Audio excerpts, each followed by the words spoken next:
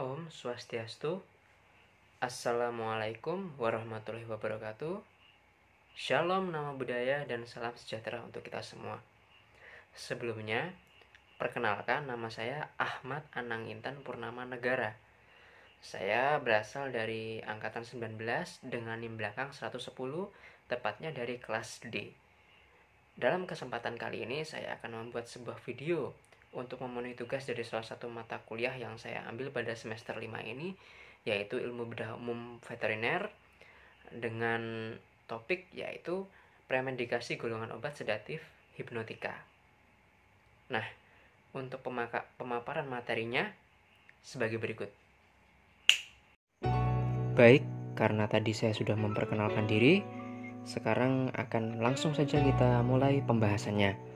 Jadi pada kesempatan kali ini saya akan membahas salah satu topik pada mata kuliah saya, yaitu Ilmu Bedah Umum Veteriner dengan topik premedikasi golongan obat sedatif hipnotika. Penjelasan yang pertama akan kita mulai dari pendahuluan. Secara pendahuluan, anestesiologi adalah cabang ilmu kedokteran yang mendasari berbagai tindakan meliputi pemberian anestesi, penjagaan terhadap keselamatan penderita yang mengalami pembedahan, pemberian bantuan hidup dasar, pengobatan intensif, pasien gawat, terapi inhalasi, dan penanggulangan penyakit kronis. Adapun anestesi yang ideal adalah tercapainya suatu anestesi yang meliputi hipnotik atau sedasi, analgesi, dan relaksasi otot. Kemudian tahap pengelolaan anestesi meliputi yang pertama premedikasi, kedua induksi, dan yang ketiga ada pemeliharaan yang dapat dilakukan secara intravena maupun inhalasi. Seperti itu.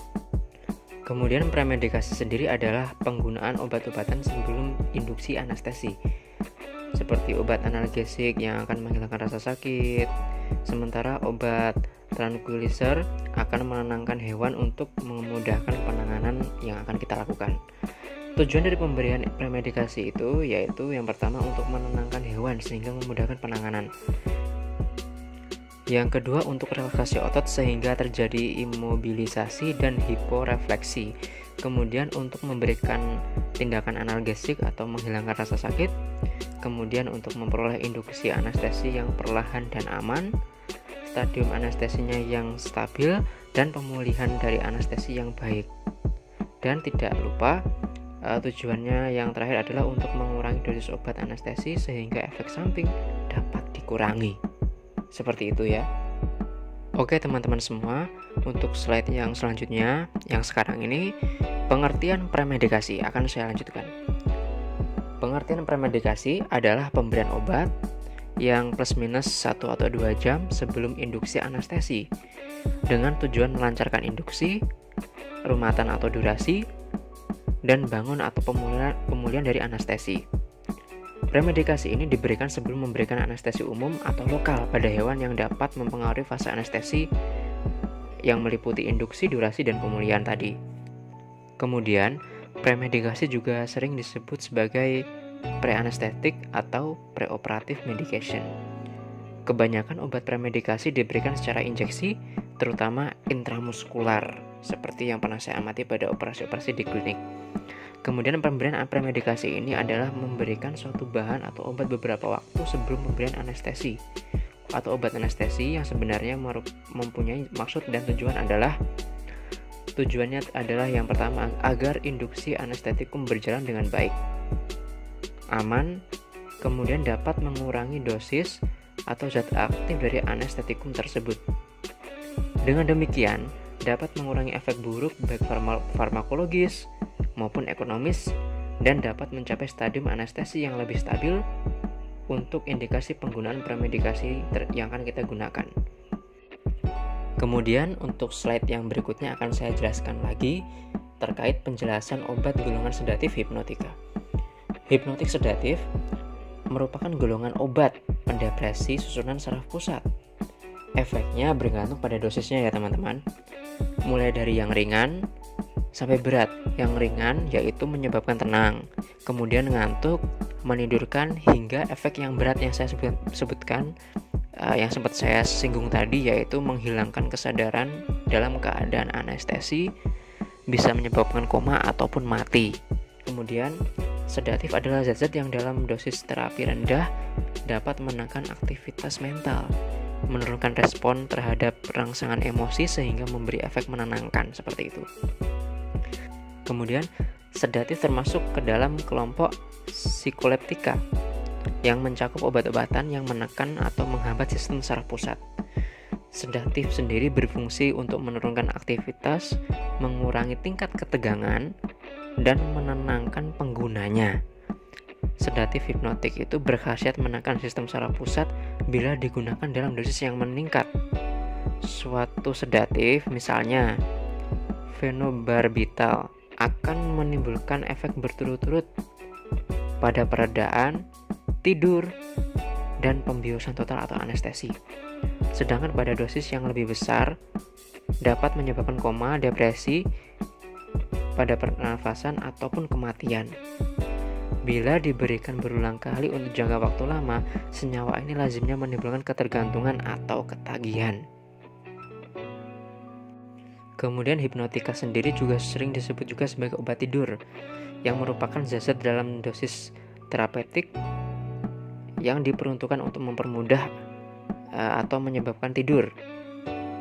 Hipnotika menimbulkan rasa kantuk, mempercepat tidur, dan sepanjang malam mempertahankan keadaan tidur yang menyerupai tidur yang alamiah. Seperti itu. Selanjutnya, terkait slide yang berikutnya akan saya lanjutkan, yaitu jenis-jenis obat golongan sedatif hipnotika. Secara klinis, obat-obatan sedatif hipnotik digunakan sebagai obat-obatan yang berhubungan dengan sistem saraf pusat seperti tata laksana nyeri akut dan kronik, tindakan anestesia, penata laksanaan kejang, serta insomnia. Secara umum, obat-obatan premedikasi golongan sedatif hipnotika dibagi menjadi 3, yaitu agen disosiatif, narkotik, dan tranquilizer. Oke, kita lanjut. Yang akan saya bahas berikutnya adalah agen disosiatifnya yang berupa ketamin dan tiletamin. Agen disosiatif memiliki onset kerja yang lumayan cepat, teman-teman, kurang lebih 5 menit. Durasi efeknya yang sedang, kurang lebihnya 2 jam. Obat ini memiliki analgesik somatik superior, tetapi lebih sedikit analgesik visceralnya. Disosiatif merangsang tonus simpatis, oleh karena itu terjadi peningkatan denyut jantung dan tekanan darah. Obat ini menyebabkan kekakuan otot pada hewan, tetapi tetap mempertahankan refleks menelan dan berkedipnya. Kemudian mereka cenderung memicu aktivitas seperti kejang dan kekakuan otot. Mereka menyebabkan air liur dan sekresi jalannya nafas. Kemudian dapat menyebabkan nyeri pada tempat injeksi intramuskular karena pH-nya yang rendah. Obat ini dapat menyebabkan anjing mengalami delirium yang ditandai dengan gerakan kepala dan leher yang tidak terkoordinasi atau agitasi. Kemudian poin yang kedua yang akan saya jelaskan adalah tentang narkotik atau opioid. Opioid menghasilkan analgesik yang sangat kuat, teman-teman, tetapi berhubungan dengan bradikardia dan depresi pernafasan. Selain ini, opioid biasanya menimbulkan responnya muntah dan terengah-engah. Respon muntah dapat dikurangi dengan pemberian 1-2 mg per kilogram maropitan atau Kerenia zootis. Secara subkutan ya teman-teman, pemberiannya secara subkutan pada 30 menit sampai 1 jam sebelum premedikasi opioid. Ini yang bisa kita pakai sebagai premedikasinya. Opioid memiliki aktivitas sedatif, efek sedatif, dan analgesik yang dapat dihilangkan dengan antagonis atau opioid yang spesifik, atau bisa dikatakan dapat dihilangkan dengan antagonis opioid yang spesifik, seperti itu. Oke, untuk slide selanjutnya akan saya lanjutkan tentang uji efek kerja obat, teman-teman. Macam-macam uji untuk mengetahui adanya efek sedatif menurut Turner tahun 1965, antara lain di bawah ini. Yang pertama ada rotarot test. Uji ini dilakukan dengan menggunakan rotarot atau batang berputar. Menggunakan mencit diletakkan pada rotarot yang diameternya 32 mm dengan kecepatan berputar 10 kali tiap menit. Mencit yang tidak mendapat perlakuan akan bertahan lebih dari 300 detik atau 5 menit. dan mencit yang mendapat perlakuan akan bertahan kurang lebih 5 menit. Uji ini dinyatakan positif bila mencit jatuh lebih dari 1 kali dari batang berputar selama 3 menit. Kemudian ada chimney test. Uji ini dilakukan dengan menggunakan cerobong atau tabung Pyrex 30 cm. Mencit diletakkan mencit ya teman-teman. Mencit diletakkan pada dasar cerobong secara horizontal yang diberi tanda atau 28 cm lah dari dasar, kemudian dengan cepat dibalik ke arah vertikal. Dengan kata lain, dengan perlakuan seperti ini mencit akan berusaha naik ke atas cerobong. Ujinya ini dinyatakan positif ya teman-teman apabila mencit dapat melewati atau naik cerobong dalam waktu tidak lebih dari 30 detik. Maka uji ini dinyatakan positif. Kemudian ada yang ketiga, traction test. Uji ini dilakukan dengan cara kaki depan mencit diikat menggunakan kawat yang menggantung. Kemudian mencit akan berusaha naik pada kawat atau tidak menggantung, di mana kedua kaki belakang mencit akan berusaha naik. Uji ini dapat dinyatakan positif apabila tidak kurang dari 5 detik setelah mencapai kawat. Mencitnya itu maksudnya bisa mencapai kawat tidak kurang dari 5 detik. Seperti itu. Kemudian ada jingle test. Metode ini dapat dilakukan dengan cara tikus atau mencit diinjeksi menggunakan larutan uji. Pergerakan akan terlihat dengan adanya tanda dari jingle cake salah 1 menit atau 30 menit dengan periode waktu 10 menit. Jingle cake adalah kurungan. Perlu diketahui dulu ya teman-teman, jingle cake itu adalah kurungan yang memiliki tempat lari yang licin yang dapat bergerak dan memiliki alat perhitungan sirkuit elektrik. Pergerakan hewan uji dicatat selama periode waktu seperti itu. Kemudian ada evasion. Evasion itu dalam hal ini akan saya jelaskan, peralatan yang digunakan adalah tabung Pyrex dalam uji evasion ini. Ya, tabung Pyrex yang 30 cm. Tiap tabung diberi tanda 20 cm dari dasar. Mencit diletakkan di dasar tabung.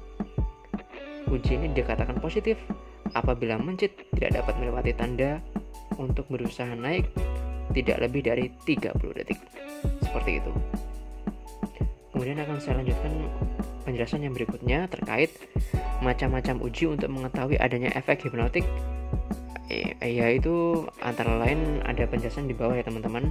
Ada terkait yang pertama narkosis potentiation atau refleks balik badan. Kemudian ada palpebral test atau tes kelopak mata atau motor defisit. Oke, kita bahas yang pertama terkait narkosis potentiation atau refleks balik badan. Menurut Vogel tahun 2002, salah satu uji untuk mengetahui efek hipnotik sudah tidak menggunakan uji potensi narkos ini atau narkosis potentiation seperti itu. Kemudian prinsip dari uji ini adalah menggunakan dosis hipnotik yang relatif kecil yang dapat menginduksi tidur pada mencit. Obat depresan yang diberikan sebelumnya dapat mempotensi kerja hipnotik yang dimanifestasikan adalah perpanjangan waktu tidur mencit dibandingkan terhadap mencit kontrolnya. Waktu tidur dinyatakan sebagai periode waktu kehilangan refleks tegaknya ya teman-teman, yaitu bila mencit tidak mempunyai kemampuan untuk menyentuh permukaan, ya dia diam dengan seluruh kakinya dan dapat diletakkan pada sisinya atau punggungnya tanpa segera tegak kembali seperti itu. Apabila kita rebahkan, akhir periode tidurnya ini adalah saat hewan uji itu tidak lagi rebah pada sisinya atau punggungnya, tetapi kembali dengan sendirinya ke posisi yang normal seperti itu. Kemudian ada palpebral test atau tes kelopak mata. Tujuan tes ini untuk memastikan kecenderungan hewan berada pada tempat istirahat saat mulai terjadi gejala ngantuk. 8 pasang mencit dewasa yang sudah kita persiapkan untuk uji bisa kita siapkan. 1 kelompok disuntik obat secara subkutan ya guys, dan kelompok satunya disuntik pelarut. Setelah 1 jam, hewan uji ditempatkan sendirian pada wadah. Mencit dipilih yang memiliki kecenderungan besar untuk menutup mata. Seleksinya seperti itu tesnya. Kemudian ada motor defisit. Tes ini manifestasinya pertama dari depresi SSP atau sistem saraf pusat, dan mencit adalah yang kita amati adalah keletihannya pada mencit itu. Metode ini digunakan untuk tes relaksasi otot. Tes ini dilakukan dengan memberikan senyawa secara oral ya teman-teman. Untuk berikutnya, kelelahan aktivitas dideteksi saat mencit gagal berada pada posisi rotasi pada wadah silinder. Jadi kita amati kelelahan aktivitasnya ya teman-teman untuk mendeteksi atau apakah tes ini berjalan baik atau tidak, seperti itu. Baik, untuk slide yang berikutnya adalah kesimpulan akan saya bacakan. Anestesiologi adalah cabang ilmu kedokteran yang berspesialisasi dalam mengurangi rasa nyeri dan menjaga stabilitas pasien selama dan setelah prosedur bedah. Anestesi atau bius digunakan pada hampir semua bidang kedokteran jika pembedahan perlu dilakukan atau pasien akan merasa nyeri selama prosedur itu berlangsung. Bius juga dapat digunakan pada prosedur diagnostik, bedah otak, dan perut. Anestesi mempunyai peran penting dalam kelancaran prosedur bedah dan mengurangi rasa sakit tidak nyaman pada pasien. Metode bius yang paling sering digunakan adalah umum dan lokal. Bius lokal hanya untuk bagian tubuh yang akan dibedah saja, sehingga pasien tidak merasakan nyeri selama proses berjalannya pembedahan. Sedangkan bius umum berperan untuk membuat pasien tertidur atau tidak sadar secara total. Otot-ototnya tidak akan dapat digerakkan karena dilumpuhkan semua, sehingga ia tidak akan merasakan apa-apa termasuk nyeri. Anestesi dapat berupa cairan yang disuntikkan melalui vena atau gas yang akan dihirup oleh pasien dengan menggunakan masker khusus. Kedua zat bius ini mempunyai efek langsung yang dapat membuat pasien hilang kesadaran dalam waktu 1 menit. Secara klinis, obat-obatan sedatif hipnotik digunakan sebagai obat-obatan yang berhubungan dengan sistem saraf pusat, seperti tata laksana nyeri, akut, dan kronik. Tindakan anestesi, penata laksanaan kejang, serta insomnia. Secara umum, obat-obatan premedikasi golongan sedatif hipnotika dibagi menjadi 3, yaitu ada agen disosiatif, narkotik, dan tranquilizer. Saya kira itu untuk kesimpulannya. Baik, kira-kira hanya itu saja yang bisa saya sampaikan pada pertemuan kita dalam video kali ini. Kurang dan lebihnya saya mohon maaf. Sampai jumpa lagi pada konten video selanjutnya. Saya tutup dengan Paramasanti. Om Shanti Shanti Shanti Om. Wassalamualaikum warahmatullahi wabarakatuh.